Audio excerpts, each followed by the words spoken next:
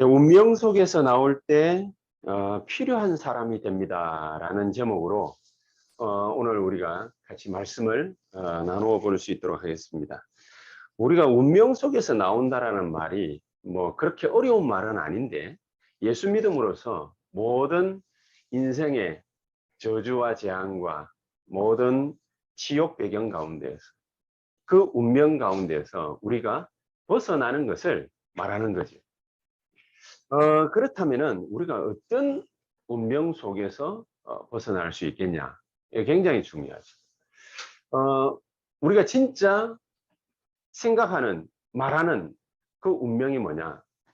우리 오늘 랩런트들이, 우리 또 김정희 성도님하고 우리 김혜강 랩런트랑 오지훈 랩런트랑 우리 또 세 사람이 하나님 앞에 또 신앙 고백하고, 그 신앙 고백의 증거물로 세례식을 또 하게 됩니다. 분명히 하나님은 우리를 아브라함처럼 그 개인이 축복받고 자손 만대가 축복받아서 세계 열방 가운데 빛이 되는, 세계 복음화하는, 237을 살리는 그런 축복을 받고자, 그럴 축복을 하나님이 우리에게 주시고자 우리를 하나님의 자녀로, 당신의 빛의 자녀로 하나님 우리를 분명히 부르셨죠. 그럼 우리가 그 응답을 받아야 되지 않겠습니까? 세계복음화의 축복을 우리가 분명히 받아야 되지 않겠습니까? 받아야 되는데 어떻게 받느냐가 굉장히 중요하거든요. 사람이 목적이 만약에 100억을 번다, 그렇게 할 때에 목적은 분명한데 수단과 절차에 있어서 굉장히 악한 것으로 그 목적을 성취한다면은 그건 범죄지요. 그래서 뭐 마약을 팔아가지고 100억을 벌었다, 범죄지요. 감옥에 가야 됩니다. 그런데 정당한 방법으로 100억을 벌었다, 그러면은 그 사람은 부자가 되겠죠. 그런 것처럼 하나님이 우리를 분명히, 목적이 분명합니다. 하나님의 절대 계획입니다. 우리를 237 살리는 사람으로 하나님은 우리를 부르셨는데, 어떻게 하면 237을 살리는 사람으로 우리가 부름을 받았다면 그 응답을 받을 수 있겠습니까? 237 응답을 받기 이전에 그 응답을 받을 237 캐릭터를 가지는 것이, 그게 굉장히 중요하다. 지난주 핵심 때에, 어저께 말고요, 그 일주일 전에 핵심 때에 이 목사님이 그렇게 말씀을 하셨죠. 산업선교 메시지 하시면서 237의 응답은 우리에게 분명히 준비되어져 있습니다. 이 준비되어져 있는 237의 응답을 어떻게 받느냐? 237 캐릭터가 있어야 됩니다. 거지처럼 늘 사는데 부자의 응답을 갖다가 받을 수 있다? 무리 되겠습니다. 그렇죠? 받을 수 없습니다. 어떤 그 미국 사람이 오늘 갑자기 청소 일을 하고 있다가 복권에 당첨이 됐어요. 한 100억 가까이 당첨이 됐는데, 이 사람이 13년, 4년 지난 다음에 거지가 됐어요. 왜 거지가 됐냐? 부자로 살 수 없는 캐릭터를 가지고 있었던 거죠. 그냥 뭐라고 그럽니까? 막 써제낀 거죠. 그러니까 부자로 살 수 없는 캐릭터입니다. 237의 응답은 하나님은 나를 위해서, 우리 교회를 위해서 준비를 하셨는데, 237의 응답 받을 수 있는 캐릭터가 있어야 됩니다. 그 캐릭터 중 가장 중요한 캐릭터가 뭐냐면은, 이거는 사람의 기준이 아니고 하나님 기준입니다. 하나님이 보실 때에 237의 응답을 받을 만한 사람의 캐릭터는 어떤 캐릭터냐? 오직 복음은 오직 복음인데, 그렇죠? 오직 복음 아니면 안 되니까. 그 오직 복음을 우리가 받았고 하나님의 자녀가 됐는데, 이 오직 복음이 사실화되어져야 되는 거죠. 사실화. 오직 복음이 어떻게 하면 사실화되어지겠습니까? 그리고 그냥 먼저 얘기를 하자면, 또 하나님은 당신의 기준에 237에 응답 받을 수 있는 그 캐릭터 중 두 번째 캐릭터가 뭐냐면은, 기도는 하기는 하는데, 모든 사람이, 종교 가진 사람들 다 기도를 하잖아요. 기도하기는 하는데 그 기도를 가지고 불신자들 중에서도요, 귀신한테 응답 잘 받는 사람들이 있습니다. 반드시 하는 게 있습니다. 기도를 하는 것이 아니고 그 기도를 가지고 소통을 할 줄 알아요. 기도를 가지고. 어떤 사람은 유 목사님이 옛날에 설교할 때도 그렇게 말씀하셨어요. 대구 사람인데 호텔에서 청소하는 사람이에요. 청소하는 사람인데 이 사람은 굉장히 엄청난 능력을 갖다가 어느 날 갖게 됐어요. 어떻게 갖게 됐냐? 하루에 30분만 계속해서 집중하는 훈련을 합니다. 하루에 30분. 하늘을 쳐다보면서 계속해서 한 가지만 생각해요. 어느 날 이 사람을 만나가지고 얘기만 하면은 손만 잡으면은 그 사람 상대방이 가지고 있던 병이 있죠. 정신병, 그 다음에 암, 이런 불치병들이 나와버려요. 그 사람이 가지고 있는 특징이 뭐냐? 기도를 한 사람이 아니고, 하나님 믿는 사람은 기도하는 거 아니잖아요. 기도를 한 것이 아니고 기도를 가지고서 우주와 소통을 하고 사람과 소통을 하고 세상과 소통을 하고 소통할 수 있는 소통력이 있는 사람인 것이죠. 237의 응답을 받으려면은 기도를 가지고서 세상과 불신자들과 믿는 신자들과 교회와 소통할 수 있는 힘이 있어요. 그 다음에 세 번째가 뭐냐? 이 목사님은 미디어를 가지고서 소통을 갖다가 할 줄 알아야 된다. 앞으로 세상에. 앞으로 우리가 전도 응답을 받으려면 밖에 나가가지고 예수 믿으세요, 축복 받으세요. 이래가지고는 절대로 세계관 못한다. 어떻게 하면은 소통을 하느냐. 2000년 전인데도 불구하고 사도 바울은 미디어를 가지고서 세상과 소통하러 로마와 소통했거든요. 그 미디어가 뭐냐? 편지예요. 그때 당시로는 글을 하나를 남기기가 굉장히 힘든 시절이었는데 두루마리라고 있지 않습니까? 가죽 같은 데라든지 흙급 같은데 거기에다가 글자를 갖다가 씁니다. 종이가 없던 시절이니까. 그거를 갖다가 써가지고 그걸 가지고서요. 편지를 또 전달하는 사람이 있어요. 그 전달하는 사람도 그 축복 속에 똑같이 들어가는 거죠. 미디어를. 그럼 오늘날의 편지 이게 뭐겠냐? 오늘날의 편지. 이 미디어를 가지고 소통할 수 있는 소통을 해라. 그럼 오늘날의 편지는 뭐냐? 뭐 유튜버도 있고 줌도 있고 뭐 막 인터넷이에요. 쉽게 말하면 메타버스 시대이기 때문에 메타라 우주와 관통하는 미디어를 갖다가 활용하면 돼요. 그런데 지금은 정보 산업 시대이기 때문에 4차 산업 시대라 이 정보가 너무너무 넘쳐나.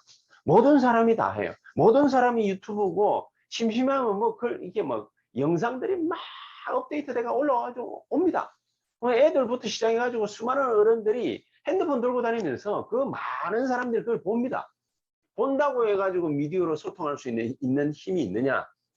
아니거든요. 아니거든요. 이 세 가지가 반드시 내 캐릭터화 되어져야 237의 응답을 받게 되어 있습니다. 그게 되어져야 됩니다.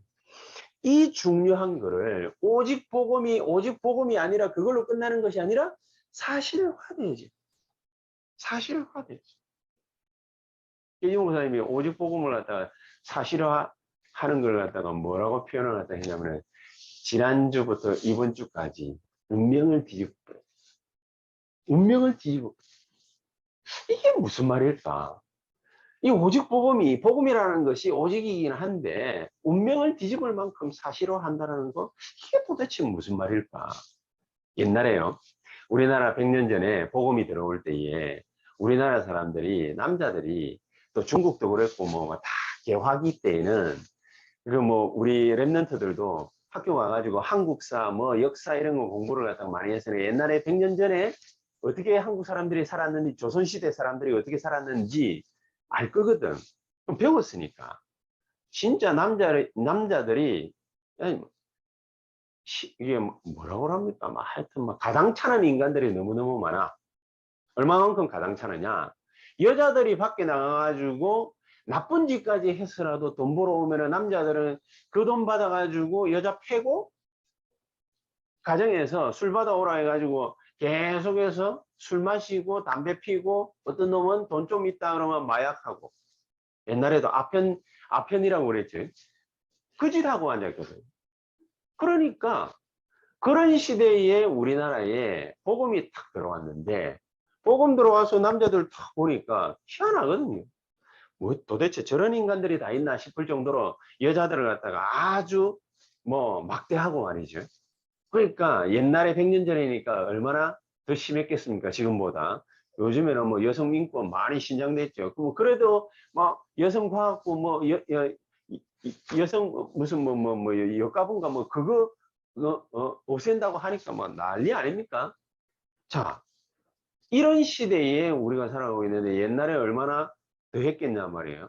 그런데 옛날에 이 미국 선교사들, 호주 선교사들 이런 사람들이 들어와 가지고 우리나라에 전도 선교하면서 펼친 그 정책이 뭐냐? 선교 정책이 뭐냐? 네비우스 정책이라고 했어요. 쉽게 말하면은 자립 정책이에요. 스스로가 일어나도록 만들어줍니다. 스스로. 너무 힘든 거 있잖아요. 막 아파가지고 돈이 없어가지고 막 죽어가니까 병원 세워주고. 너무 이게 계몽 운동이 안 돼 있으니까 너무 사람들이 좀 이상하니까 생각 자체가 이상하니까 그걸 갖다가 깨우치는 학교 세워주고. 뭐 이 정도 하고 개인이 스스로 돈 벌어서 먹고 살고 그러면서 예수 믿고 난 뒤에 정신 차려가지고 가정을 꾸리고 가정을 치유하고 또 예수 올바로 믿고 이런 네비우스 정책이라는 게 있어요. 선교사 시간에 그걸 갖다 배우거든요. 우리는 그 정책이 그렇게 중요한 정책인 줄 몰랐어요. 나중에 보니까 그게 대한민국의 운명을 갖다가 뒤집는 정책.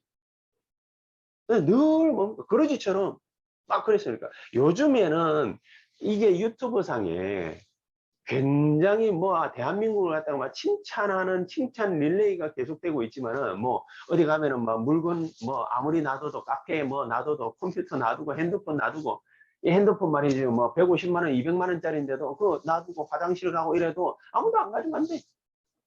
아무도 안 가지고 간대. 제가 어릴 때만 하더라도 어떤 놈들은요 남의 집에 운동화 빨아놓은 거 그거 훔쳐가지고 그래가지고 집고 신고 다니고 그랬어요. 옛날에는 그랬거든. 요즘 애들은 늘린 게 다 나이키고 아디다스고 하다 보니까 별로 뭐 그런 거에 대해서 감흥이 별로 없는지는 모르겠습니다만 우리 때는 나이키 하면은 굉장히 귀중했거든요. 그러니까 그거 돈 주고 사기가 힘드니까요. 남의 집 이게 신발 빨아가지고 걸어놓은 거 있으면 그거 탁 떼가가지고 그래가 뭐 신고 막 그런 식이었어요. 그런 정신 상태에 있던 한국 사람들을 깨우친 게 그게 바로 운명을 뒤집는 겁니다. 교회는 맨날 오면은요, 막 서로 간에 막 헐뜯고 싸우고 남 험담이나 하고 늘 그런, 요목사님 그러시잖아요. 늘 그러고 교회가 그러고 앉아 있으니까 경찰 출동해가지고 막 서로 뭡니까 신자들 뭐 뜯어말리고 참 이게 할 짓입니까? 이게 말이 안 되는 건데 그 말이 안 되는 짓거리를 교회 안에서도 늘 하고 있었으니까 막 오로지 뭡니까? 막 성공 일변도고, 오로지 축복 일변도고, 오로지 돈 버는 거고, 부자 되는 거고, 성공하는 거고, 명예 얻는 거고, 지위 가지는 거고. 그런 육신 덩어리가 우리 인생의 전부였던 뭐 그런 시대를 살고 있었기 때문에 거기에 사로잡히지 말라고. 우리가 그거 해가지고 밥 벌어먹기 살기 위해서 내가 지금 이 직업을 가지고 있다면 그거는 정말로 제일 불쌍한 인생을 사는 것이다. 왜냐? 개나 소나 돼지나 말이나 닭들은 먹을 거를 위해서 살아요. 그럼 우리가 인생 사는 게 그런 동물들 먹을 거를 위해서 사는 거하고 별반 다를 게 없어요. 조금 뭡니까? 인간이 지능이 있어가지고 뭐 좀 이렇게 뭘 도구를 갖다가 사용한다. 그 정도지 먹을 거를 위해서 사는 거는 개, 소, 돼지, 말, 닭하고 똑같잖아요. 그치요? 자기 먹을 거를 위해서 이익을 위해서 남 죽이고 이러는 거. 그 뭐 여기 뭐 세렝게티 이런 데 가면은 뭐 다 뭡니까 뭐 사자들 뭐 집보다 약한 짐승들 잡아먹고 이러는 거. 그거랑 뭐 별반 다를 게 없거든요. 하나님이 그 짓을 하지 말라 하라 뭐 이게 아니라 우리 운명을 갖다가 뒤집어 버려. 우리 운명을. 그게 바로 오직 복음이 사실화되는 것입니다. 이 운명부터 뒤집어 버려. 우리가 나쁜 거를 갖다가 하지 말라, 인격을 고상하라 해라. 이런 차원의 말이 아닌 거지. 이게 지난 주간까지 하나님이 우리에게 주신 말씀의 응답입니다. 자, 이런 게 없으니까, 이런 힘이 없으니까, 237 캐릭터를 가지고 있는 이런 힘이 없으니까, 오늘 본문에 딱 제자들이 다 있는 자리에서 제자들의 두 엄마, 뭐 성경상에 이래 짐작기로는 그 요한의 엄마 같아요. 요한의 엄마인데 이 요한과 야고보가 형제거든요. 이 요한과 야고보 형제인데 이 요한과 야고보의 엄마가 예수님께 살짝 와가지고 당신은 하늘나라에 이제 진짜 참된 왕으로 등극하시면 우리 아이들 좀 챙겨달라면서. 그 말 또 주수들은 제자 10명 발끈. 이 운명을 뒤집지 않으면 안 돼요. 이 운명. 하나님 입장에서 딱 생각해 보십시다. 하나님이 뭐 때문에 우리 인생에게 노바디 인생을 허락하셨겠어요? 한마디로 딱 깨서 얘기하면 그 필요 없기 때문에 안 준 겁니다. 여러분, 우리에게 남들은 뭐 다 있는 불신자인 뭐 우리나라의 대기업의 회장들이나 말이죠. 이 많은 사람들, 이런 사람들, 그런 사람들은 돈 있는데 우리는 왜 돈 없을까요? 필요 없기 때문에. 아니, 돈이 정말로 필요 없습니까? 필요 없습니다. 그럼 뭐 먹고 살란 말입니까? 그 말이 아니죠. 결국에는 이렇게 해가지고 돈을 벌어도 그것 때문에 인생이 실패하는, 성공하는 게 문제가 아니라, 그렇죠? 이런 힘이 없으니까 이 요한과 야고보의 엄마처럼, 두 제자의 엄마처럼 이런 말도 안 되는 얘기들을 한다고 말이에요. 그 예수님께 그 자리를 요구를 한 거예요. 자리 2개 잘 좀 마련해 달라. 왼쪽 하나는 오른쪽. 이게 불신자들이 빠져 사는 12가지 함정, 올무, 틀, 뭐가 다를 게 있겠습니까? 거기서 운명에서 빠져나오도록 하나님이 십자가 지시고 죽음에서 부활하셨어요. 우리와 함께 계시겠다. 약속까지 했는데 우리는 지금 뭐 하고 있느냐? 거기서 빠져나와 놓고도 아닙니다. 다시 그 기 들어가려고. 아닙니다. 우리는 그게 좋습니다. 돈이 좋습니다. 지위가 좋습니다. 권세가 좋습니다. 권력이 좋습니다. 명예가 좋습니다. 정말로 좋은 것일까요? 안 필요하기 때문에 nobody. 하나님이 그걸 갖다가 우리에게 주셨는데 우리는 그게 그렇게 좋다고 거기 쫓아가는 거죠. 거기에서 빠져나오라. 그게 전부인 줄 알고 하나님의 부름받고 갈대우르에서 나왔던 아브라함 계속해서 그거 쫓아가다가 애국 가가지고 정말로 애들 말하는 쪽 다 팔아버려. 그렇지? 정말로 쪽 다 팔아. 불신자가 신자를 갖다가 쳐다보고 손가락질을 하면서 내가 선물 너한테 더 줄 테니까 갖고 가라. 참 그거 갖고 와가지고 또 좋다고 그러니까 뭐 재산 불리고 뭐 그거 가지고 와가지고 자기 조카로하고 또 다툼하다가 그러다가 그때 가가지고 깨닫는 거지. 우리는 그거를 위해서 하나님 앞에 부름받은 인생이 아니다. 아브라함아, 네가 문 하늘을 쳐다봐라. 별들 어마어마하게 보이지. 네 자손을 내가 이렇게 만들 거야. 그거는 문제가 아니라는 거야. 네가 막 돌아다녀봐. 네가 그토록 좋아하는 땅, 네가 그토록 좋아하는 건물, 그거 내가 너에게 다 줄게. 그거는 문제가 아니라고 말이죠. 그 운명에서 빠져나오라 그 말이거든요. 그제사. 그게 좋아가지고 이 아브라함이 아멘 한 게 아니고 창세기 23장 18절에 하나님 앞에 단을 쌓기 시작합니다. 아, 이게 아니구나. 내가 생각했던 이런 게 아니구나. 막 복 받고 말이지요. 뭐 좋은 거 먹고 좋은 거 쓰고 좋은 거 입고 이게 인생의 전부가 아니구나. 그렇습니다. 우리에게 운명 뒤집어지는 역사가 있어야 된다. 내가 그토록 갖고자 하는 거 그거는 진짜 하나님이 우리에게 주시기를 원하시는 게 아닐 가능성이 많이 있습니다. 그리고 여러분 마태복음 5장 보면은 예수님께서 처음 설교가 그거 아닙니까? 복이란 이런 거야. 애통하는 자 복이 있고 의에 죽으려고 목마른 자 복이 있고 어쩌고 저쩌고 막 하잖아요. 그러면서 천국은 이와 같으니라. 천국은 이와 같으니라. 이게 무슨 말입니까? 쉽게 간단하게 딱 얘기를 하면은 너희들이 그토록 복이라고 생각하는 거, 천국같이 생각하는 거, 그건 진짜 천국도 아니고 복도 아니야. 차라리 진짜 천국을 갖다가 소유하려면 차라리 슬픈 게 나아. 차라리 가난한 게 나아. 차라리 애타는 게 나아. 뭐냐? 그런 사람들은 아무것도 없거든. 가진 게 없거든. 붙잡을 게 없거든. 아무것도 없기 때문에 차라리 예수님께 가까이 올 가능성이 많아요. 그런데 바리새인, 서기관 뭐 이런 사람들은 가진 게 많잖아요. 그 가진 것 때문에 예수 믿는 게 굉장히 힘들어져. 그래, 천국은 너희들이 생각하는 그런 게 아니야. 너희들은 다 기도하지, 이렇게 기도하지, 이것 달라 저것 달라 기도하지. 하늘에 계신 우리 아버지야, 이름이 거룩히 여김을 받으시오며. 달라요. 그쵸? 우상하고 달라요. 귀신하고 달라요. 마귀하고 달라요. 하늘에 계신 우리 아버지여, 이름이 거룩히 여김을 받으시오며 나라가 임하옵시오. 하나님의 나라가 내게 임하고 역사하는 것, 나타나는 것. 이게 진짜 축복이라고. 이게 진짜 천국이라고 말이에요. 그렇죠?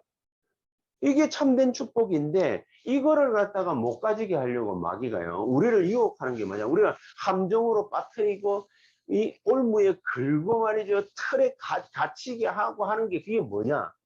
이게 오늘 요한과 야고보 엄마가 예수님께 와가지고 요구한 거 바로 그거예요. 자리 좀 주십시오. 자리는 별 중요하지 않습니다. 우리가 힘 있으면은요, 우리를 찾는 사람들 많이 있습니다. 우리가 멋쟁이면 우리를 따르는 사람들 많이 있습니다. 굳이 내가 멋쟁인데 이래 안 해도 내가 멋쟁인 줄 알아요. 다른 사람들이. 내가 가진 거 다른 사람들이 돈 냄새 맡는 사람들은요. 내가 얼마를 가지고 있다 이미 다 알아요. 그게 찾아온다 아닙니까? 돈 냄새 맡고. 그렇지요. 그러니까 그런 것들은 별로 중요한 게 안 된다. 오히려 요목사님이 이렇게 얘기를 하죠. 지금 전 세계에 번지고 있는 정신병 환자들이 막 부지기수는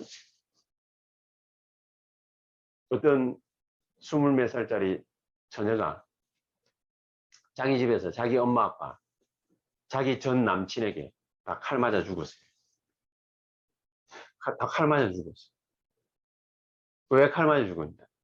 대학 때 이 남자를 동아리 활동하다가 만나가지고 이 남자하고 사귀는 중간에 이 남자가요 돌아버려요. 뭐 하다가 뭐래 말다툼이 있을 수도 있잖아요. 연애 기간 동안에 돌아버려요. 그러니까 무슨 UFC도 아니고 위에 올라타가지고 두드려 패버려요.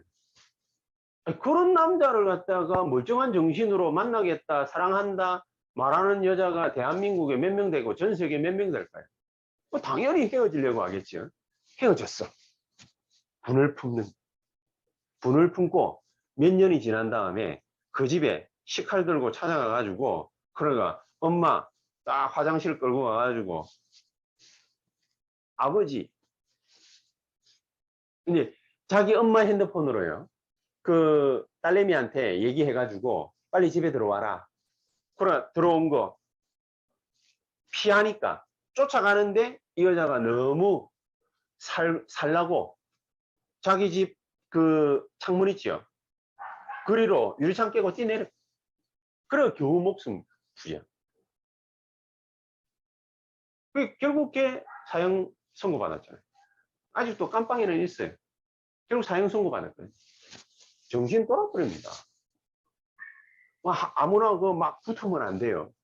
일본에서 우리나라 사람이 운전하고 가다가 그 운전하고 하고 있는데 이거 뭐 뒤에서 바짝 붙어 오니까 뭐 제 성질에는 왜 바짝 붙어 오지 이러면서 욕하는데 이 사람은 좀 착한 사람인가. 그래 지나가라고 옆으로 비켜줬대. 비켜줬는데 앞질러 가더니 보복운전한. 뭐가 보복운전인지는 모르겠습니다만은 그렇게 해가지고 사람 위협하고 말이죠. 돌아오는 인간들 많습니다. 정신병 환자들이 전 세계로 막 넘쳐납니다. 마약 환자들 막 넘쳐납니다. 알코올 중독자들 막 넘쳐납니다.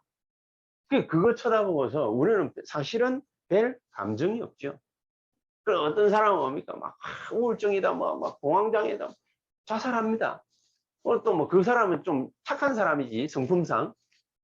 오히려 나쁜 놈들은 다른 사람을 갖다가 막 죽입니다. 뭐 그걸 소위 뭐 사이코패스다 뭐다 얘기를 하잖아요. 다른 사람을 죽입니다. 연쇄살인합니다. 너무너무너무 그런 일들이 흔하게 전국과 세계에 벌어지고 있는 거죠. 그래서 저는 그걸 갖다가 또 쳐다보면서 옛날에 이런 기도를 갖다가 한 적이 있습니다. 하나님, 무슨 말인지는 알겠는데, 불신자 6가지 상태는 무슨 말인지는 알겠는데, 감흥이 없어. 내 마음에 와닿질 않아. 내가 예수를 믿는다. 내 마음에 와닿아야 되잖아요. 그렇죠? 불신자 6가지 상태? 내 마음에 와닿아야 돼. 내 마음에 감흥이 없는 거예요. 나는 알기는 알겠는데, 한국말이니까 이해는 하겠는데, 도대체 이게 무슨 말인지 납득이 가지를 않습니다. 제가 그렇게 기도를 했거든요. 한 3년을 갖다가 그렇게 막 간절한 마음으로 기도한 것 같지는 않아요. 그냥 때때로 생각날 때마다 계속 기도했는데, 어느 날 제 마음에 잔잔한 뭔가가 싹 올라오는 거예요. 아, 이래서 사람들이 죽어가는구나. 이 사람들을 하나님은 살리라고 나를 부르신 거 아니냐. 잔잔한 감동이 왔는데 그때부터 시작돼. 갔는데요. 나는 무슨 이제 간증 들으면은 어떤 사람은 뭡니까? 복음 전했는데 눈물 콧물 다 빼고 난리 나고 말이죠. 땅에 엎드려가 통곡을 하고 말하는데 나는 아무런 변화가 없어. 사람들이 아무리 복음 전해주도요. 감사합니다. 이러다가 다락방 몇 번 하고 나면 또 내하고 연락 안 닿고 이러는 경우가 부지식이 수였거든요. 그런데 그 잔잔한 감동이 딱 오고 난 이후에 어느 순간에 그런 사람들이 하나씩 내한테 복음을 왔는데 내가 누가 뭐라고 그랬습니까? 보통 때 그냥 전한 것처럼 복음 전했을 뿐인데 이 사람이 무슨 생각인지 막 펑펑 울고 난리가 나요. 왜 그럴까? 그렇구나. 그런 사람들이 꼭 나타나야 된다. 그거는 아닌데 내가 하나님의 언약을 딱 붙잡았을 때 그런 사람들이 하나님이 연결을 하시는 거예요. 그렇죠? 사도행전이 전부 다 그런 얘기들. 그래서 제가 어느 날 제가 그런 마음에 깨달음을 탁 얻었어요. 바로 이거다.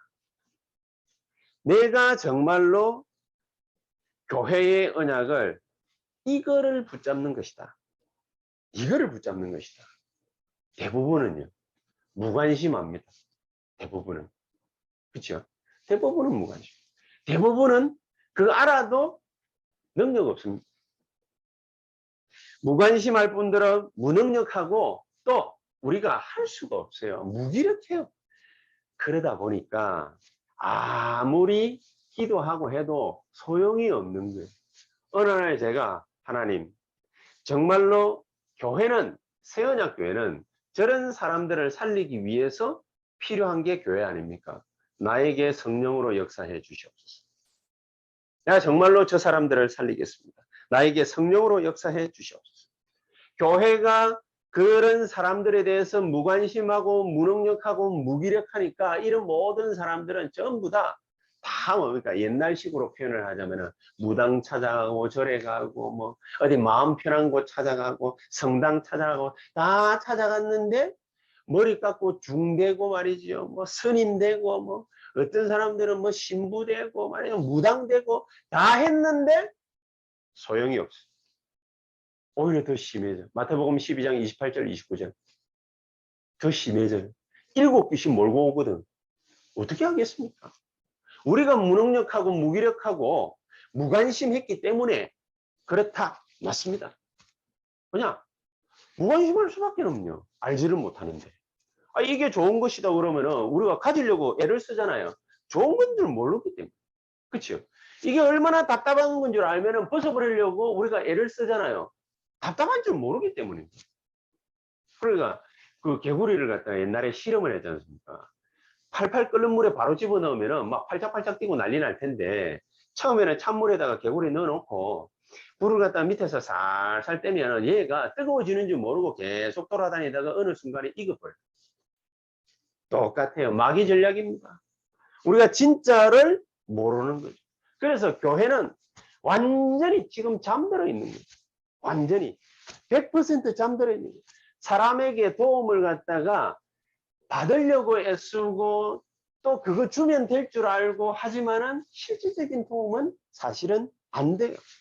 그래도 교회는요, 가난하고 무능하고 질병 많고 이런 사람들로 가득 차 있어요. 뭐 세계선교 할 줄 알겠다, 있겠다, 그런 게 아닌 거예요. 교회는 뭡니까? 이런 이상한 분위기가 다 돼요. 가짜들로 넘쳐나. 교회 여러분들은 오늘 이 시간에 왜 예수님께서 예루살렘을 걸어 들어갔을까 생각을 하셔야 돼요. 첫 번째가 그겁니다. 예수님께서 뭐 때문에 예루살렘으로 걸어 들어갔을까? 예루살렘으로 걸어 들어가는 이유가 뭐겠습니까? 17절에서 19절. 예루살렘 안에는요, 그 예루살렘 속에 예수님을 핍박했던 대제사장, 서기관들, 예수님을 멸시하고 핍박하고 예수님을 십자가에 몰아가지고 달아 죽이기도 하고, 그렇죠? 그렇게 했어요. 근데 예수님께서는 미리 먼저 말씀하시고, 내가 이렇게 핍박받고 이렇게 모욕당하고 이렇게 멸시천대 당하고 십자가에 달려서 내가 죽게 될 것이다. 말씀을 하셨어요. 말씀. 그리고 3일 만에 지옥까지 내려갔다가 다시 부활하게 될 것이다. 말씀을 미리 하셨어요. 여러분, 그 의미가 뭐겠습니까? 뭐 예수님이 우리를 대신해서 십자가 죽으시고 다시 부활하셨구나, 그 말이겠지. 천만의 말씀. 미리 말씀을 하셨어요. 미리 말씀하신 이유가 뭘까요? 그렇게 해라는 거예요. 왜 그렇게 해야 돼요? 그게 바로 그 사람들을, 예루살렘에 있는 이 종교주의자들을 그 운명에서 살릴 수 있는 유일한 방법이기 때문에. 예수님께서 일부러 뭡니까? 막 낙이 타고 보란 듯이, 무슨 개선장군도 아닌데 보란 듯이 예루살렘 성으로 들어갔잖아요. 그렇죠? 얼마나 환호성 지르고 난리 났습니다. 껍데기만 보고. 그게 중요한 게 아닙니다. 이스라엘의 바리새교 재앙에서 건져내요.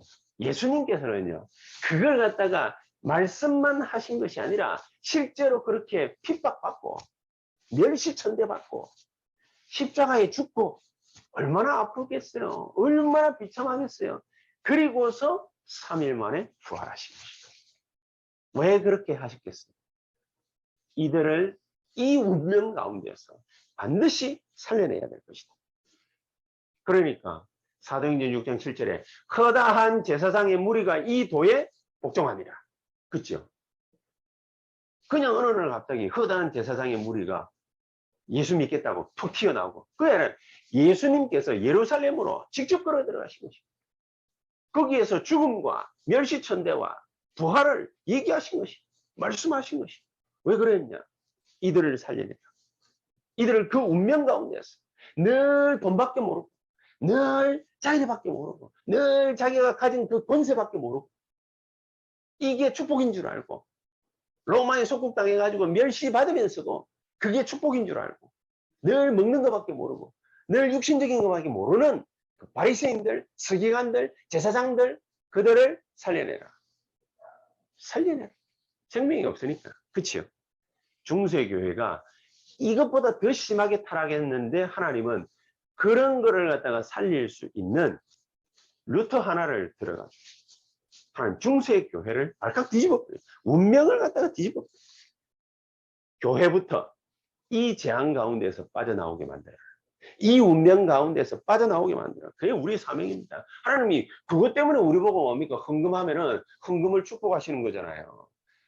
여러분, 우리가 하나님이 뭡니까? 돈이 없습니까? 이자놀이 하십니까? 뱅크입니까? 안 그렇습니까? 너가 좀 헌금 좀 하면 내가 이자 쳐가지고 너가 좀 더 줄게. 먹이 살려줄게. 하나님이 무슨 하나은행입니까? 아닙니다. 하나님은 돈이 없어서 우리 보고 헌금하라는 것이 아니라 진짜로 영혼 살리는 그것 때문에 하나님은 그렇게 하십니다. 운명 가운데서 빼내버려라. 여러분 자신의 운명 가운데서 빠져나와버려라. 그렇죠? 그리고 운명 가운데서 빠져나올 수 있도록 그들을 살려내라. 그게 이 서기관 제사장들, 바리새인들만 그렇습니까? 종교 지도자만 그렇습니까? 아니지요. 성도들도 마찬가지입니다.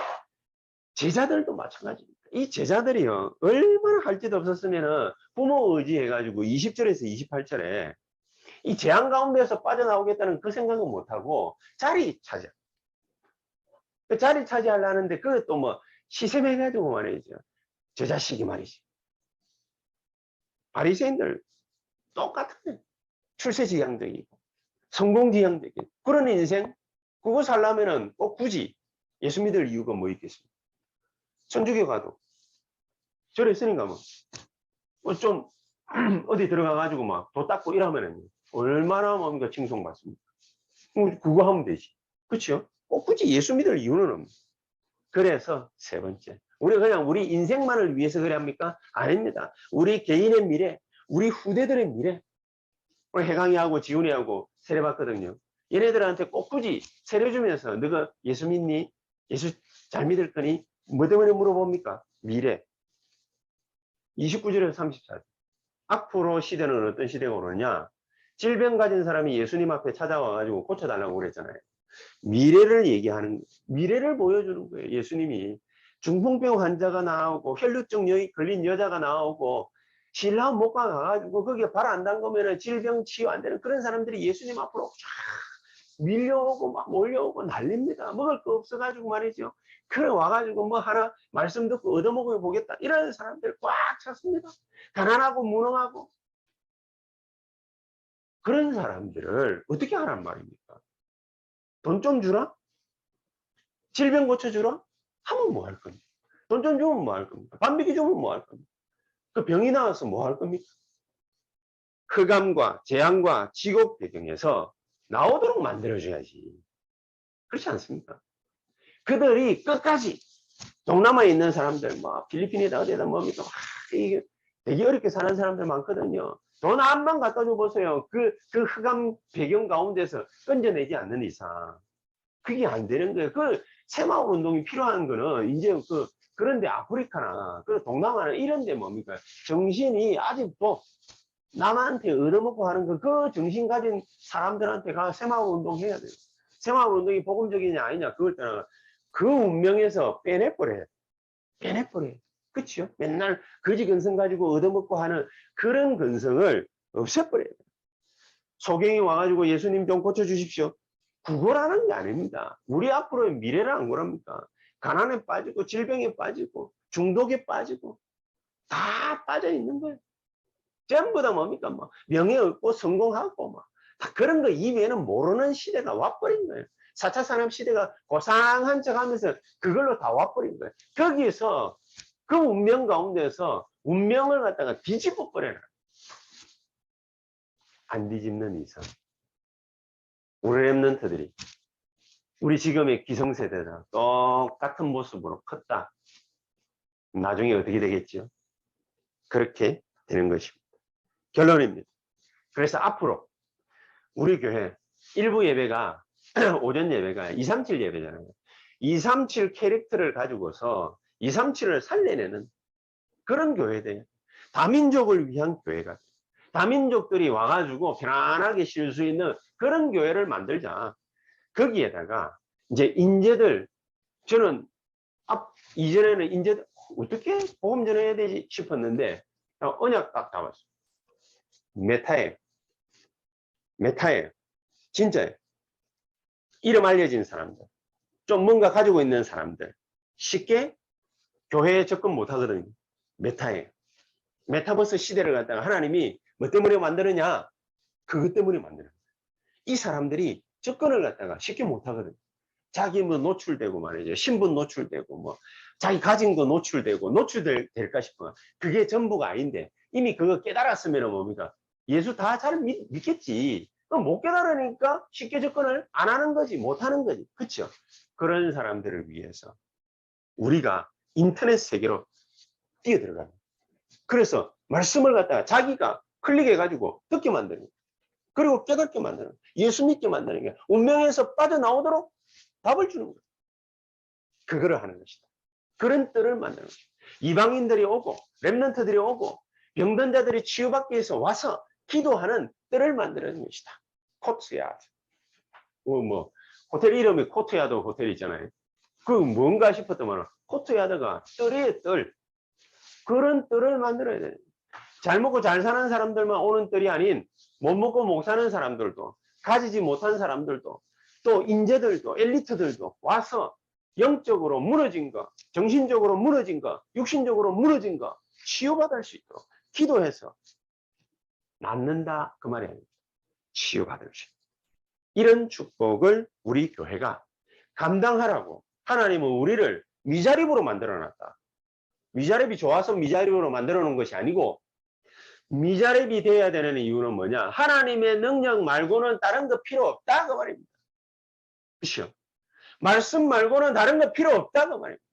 말씀 깨닫는 거, 복음 깨닫는 거, 오직 복음이 사실화되는 거, 그건 나에게 적용되는 거 이외에 다른 거 필요 없다 그 말입니다. 이 축복이 저와 여러분들에게 임하고 나타나고 그런 축복을 누리게 되시기를 주 예수 이름으로 축복합니다. 기도하십시다. 하나님 감사합니다. 오늘 우리에게 귀중한 말씀을 주셔서 우리가 이 운명 가운데서 완벽하게 벗어나는 하나님의 역사 있게 하옵소서. 오늘 또 우리 김정희 성도님, 김혜강 랩런트, 오지훈 랩런트 하나님 앞에 신앙 고백 공식적으로 합니다. 하나님 이들을 위해 주의 성령께서 충만히 역사하시는 가장 불같은 바람 같은 능력의 역사 일어나는 복된 시간이 되게 해 주시옵소서. 예수 그리스도 이름으로 기도하옵나이다. 아멘.